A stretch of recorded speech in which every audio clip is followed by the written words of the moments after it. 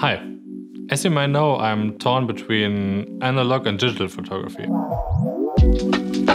This will not be a tutorial on how to get started with photography, but I think it's quite important to talk about the various aspects and pros and cons of film versus digital.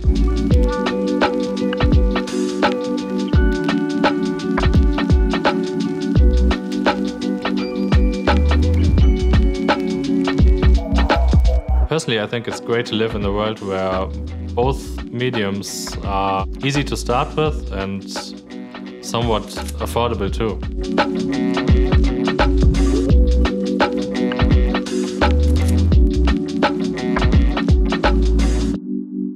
Especially when you're starting with photography, both mediums have various benefits. With analog photography, you are forced to learn it the right way from the beginning on, because you will need to know about the film sensitivity as well as time and aperture.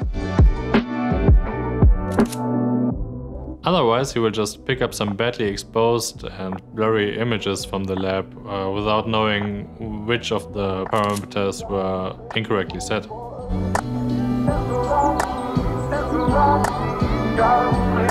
On the other hand, with digital cameras, you will have instant feedback and you can try out what setting will affect your image in which way.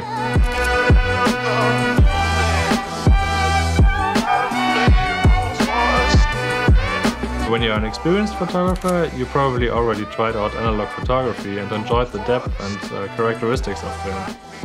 Or you like digital photography for being able to shoot thousands of pictures on one SD card and fast turnaround times for your clients. But one big advantage of film over digital is that every film stock looks different and has another vibe. Once you found your favorite film stock, you don't need too much editing to have a consistent look throughout your images.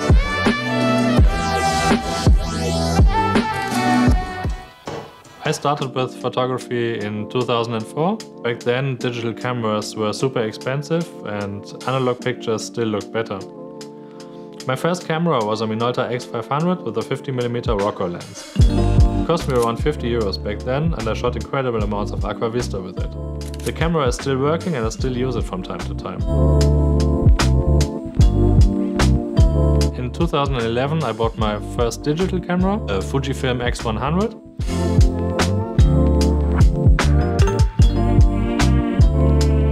And it changed my style of shooting almost by 180 degrees. I think there aren't a lot of cameras that are actually able to do this. The camera has an incredible optical viewfinder, and after a few firmware upgrades, the autofocus was usable. But what really changed my style of shooting was the quiet shutter. So I was able to focus more and more on street photography. I was young and cheeky, and I immediately felt comfortable with this type of photography. The camera taught me on how to get the picture that I want as fast as possible, because it's all about moments. You probably guessed it right, I still own the camera and I still use it from time to time.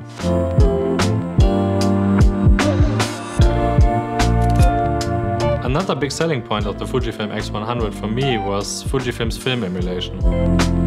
Images out of camera look stunning, and I still don't feel like I need to do a lot of post-production when importing files from this camera.